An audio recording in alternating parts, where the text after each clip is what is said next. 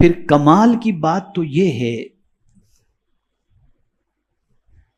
کہ اس نقصان کے سلسلے میں کوئی احساس بھی مسلمان کو نہیں. میں اس کو ایگزامپل کے ذریعے سمجھاؤں. بہت کلوز ہمارا کوئی دوست ہو، بہت زیادہ ہمارا خیال کرنے والا کوئی ہو، بہت زیادہ ہم سے محبت کرنے والا کوئی ہو، اگر وہ ہم سے تعلق توڑ بیٹھے یا اس سے تعلق کمزور ہو جائے تو ہماری رات کی نیندیں اڑ جاتی ہیں.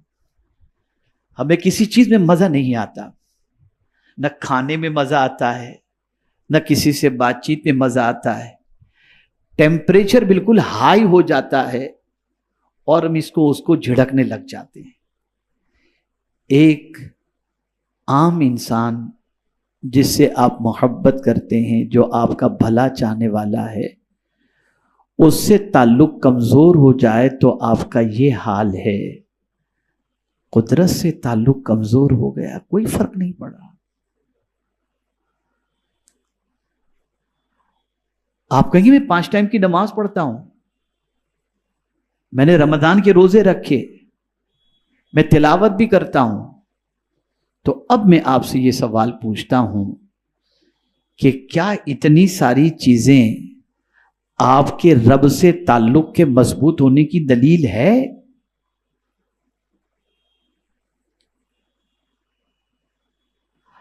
اگر ہے تو پھر یہ بھی تو آپ دیکھو کہ اپنے محبوب کی ناراضگی اور رضا کا بھی تو خیال کرو.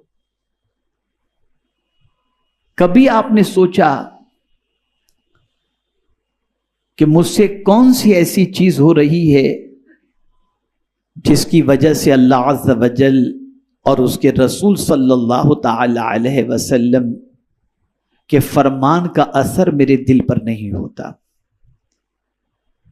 اگر محبت ہو اللہ عز و جل سے، اس کے رسول صلی اللہ تعالی علیہ وسلم سے، تو ان کے فرمان کا اثر تو ہوگا نا. آپ پہلے سوچیں، میں جو عرض کرنے جا رہا ہوں.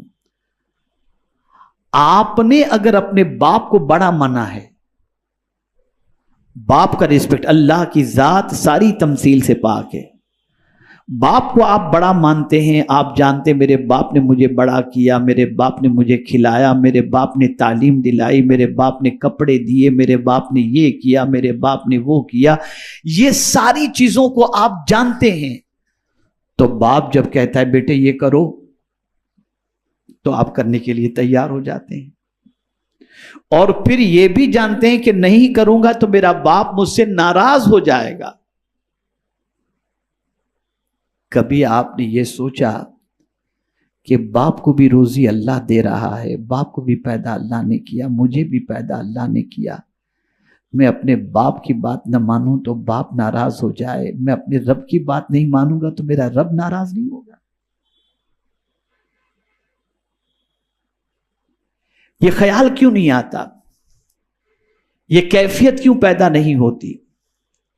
آج اسی پر سے میں پردہ اٹھانے کی کوشش کروں گا تاکہ آپ جان سکیں کہ نصیحتیں کن کو فائدہ پہنچاتی ہیں اور کن کے دل پر نصیحتیں اثر انداز ہوتی ہیں. اگر اللہ کی آیت کا اثر، اللہ کے رسول صلی اللہ علیہ وسلم کے ارشاد کا اثر ہمارے دل پر نہیں ہوتا تو اس کا مطلب یہ نہیں کہ قرآن معاذ اللہ بدل دیا گیا. جو صحابہ کے زمانے میں تھا وہ قرآن اور تھا اور آج قرآن وہ ہے، یہ ہے نہیں. قرآن اس وقت بھی وہی تھا جو آج ہے، لیکن وہ سنتے تھے، زندگی بدل جاتی تھی. ایک مثال صرف آپ کے سامنے پیش کروں. مکے کی سرزمین پر جو لوگ شراب کی حرمت سے پہلے شراب پیا کرتے تھے، پانی کی طرح پیا کرتے تھے، کوئی دسترخوان ایسا نہ ہوتا جس میں شراب موجود نہ ہو. لیکن جب شراب کی حرمت کا حکم نازل ہوا اور رسول اعظم نے مدینے میں اعلان کر دیا کہ آج سے اعلان کروا دیا کہ شراب حرام ہو چکی ہے، تو سب نے فوراً شراب چھوڑ دی. یا اللہ ماجرا کیا ہے کہ سگریٹ نہیں چھوٹتی اور شراب چھوٹ گئی؟ تو جواب ملے گا اسی کو تلاش کرو کہ ان کے دل میں وہ کیا چیز تھی جس کی وجہ سے حکم الہی اور حکم رسول پر انہوں نے عمل فوراً کر لیا. اسی چیز کو مجھے آج سمجھانا ہے. اگر یہ سمجھ گئے آپ اور اپنی اصلاح کر لی تو اللہ چاہے گا تو انشاءاللہ العظیم رب کے فرمان اور اس کے رسول صلی اللہ علیہ وسلم کے فرمان کا بھی اثر ہمارے دل پر انشاءاللہ العظیم ہوگا.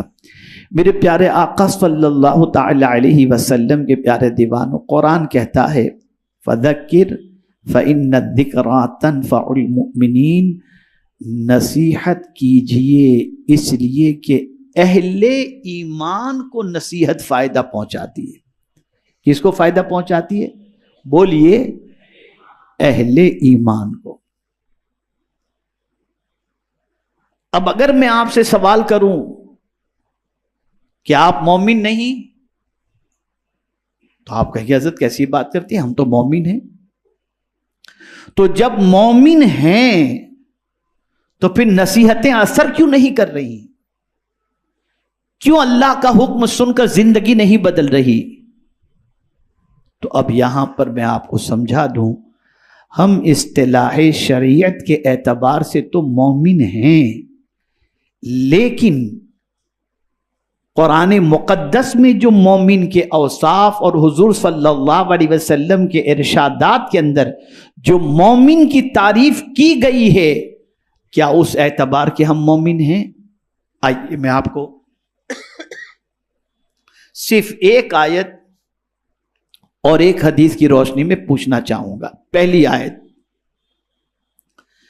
انما المؤمنون الذین اذا ذکر اللہ وجلت قلوبهم واذا تلیت علیہم آیاتہ زادتہم ایمانا.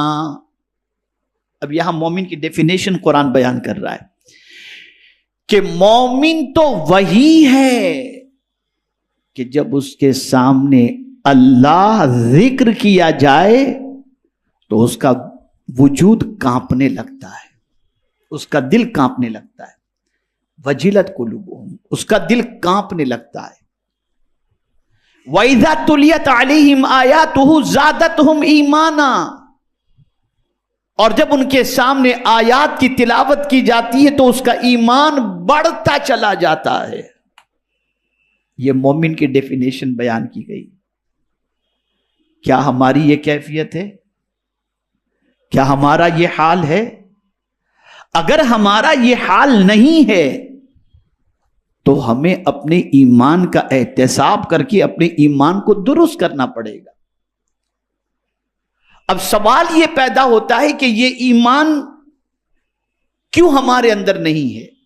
ہم صرف شریعت کی اصطلاح کے اعتبار سے مومن ہیں، لیکن ہماری دل کی کیفیت وہ ایمان والی کیوں نہیں جیسا ایمان قرآن چاہتا ہے اور جیسا ایمان رسول اعظم صلی اللہ علیہ وسلم چاہتے ہیں؟ اس لیے کہ ایمان کا ٹھکانہ دل ہے. ایمان کا ٹھکانہ دل ہے. تو میرے پیارے آقا صلی اللہ تعالی علیہ وسلم کے پیارے دیوانوں، ایک وجہ تو آپ، ایک تعریف تو ایمان مومن کی آپ نے سماعت فرما لی. اب حضور صلی اللہ علیہ وسلم کے ارشاد کی روشنی میں ایک ایمان کی تعریف سماعت فرما لیں. لا یؤمن احدکم حتی اکون ہواہ تبعا لما جئت بہ. آقا کریم صلی اللہ علیہ وسلم فرماتے ہیں تم میں کا کوئی شخص اس وقت تک کامل مومن نہیں ہو سکتا جب تک کہ اپنی خواہش کو بھی میرے لائے ہوئے دین کے تابع نہ کر دے. خواہش بھی جو انگڑائیاں لیتی ہیں، ان خواہش کو بھی دیکھو کہ حضور کے دین کے مطابق خواہش ہے تو اس خواہش کو پوری کرو. اگر حضور کی شریعت کے خلاف کوئی خواہش پیدا ہو رہی ہے تو اس خواہش کو جب تک کہ تم چھوڑو گے نہیں تب تک کمال ایمان اس دولت سے مالا مال نہیں ہو سکتے. اب میں آپ کو بتاؤں، یہ دل میں ایمان رہتا ہے، اور جب دل خراب ہو جائے، جب دل خراب ہو جائے تو پھر اثر انداز نہ اللہ کی بات ہوتی ہے نہ اللہ کے رسول صلی اللہ علیہ وسلم کی بات ہوتی ہے. میرے پیارے آقا صلی اللہ تعالی علیہ وسلم کے پیارے دیوانوں، اسی کو اللہ عز و جل نے قرآن مقدس کے اندر ایک مقام پر فرمایا فَوَيْلٌ لِّلْقَاسِيَةِ قُلُوبُهُم مِّن ذِكْرِ اللَّهِ اللہ عز و جل ارشاد فرماتے ہیں، اللہ اکبر، ویل ہے، خرابی ہے ان سخت دلوں کے لیے جو اللہ کے ذکر سے موم نہیں ہوتے، اللہ کے ذکر کا اثر ان پر نہیں ہوتا. خرابی ہے ایسے دل کے اوپر. اگر ہمارا دل اتنا سخت ہو چکا ہے کہ اس پر اللہ کی باتوں کا اثر نہیں ہوتا، اللہ کے رسول کی باتوں کا اثر نہیں ہوتا، تو دل ہمارا سخت ہو چکا ہے. اور سخت دل ہونا، اللہ اکبر، یہ بدبختی کی علامت ہے، فرمایا گیا بدبختی کی علامت ہے. اس میں کوئی یہ کمال نہ سمجھے میں تو بہت سخت دل آدمی ہوں یار، کسی کا جنازہ پڑھاؤ تب بھی آنسو نہیں نکلتا. میاں یہ کمال کی بات نہیں ہے، یہ تباہی کا ماتم کرنے کا وقت ہے.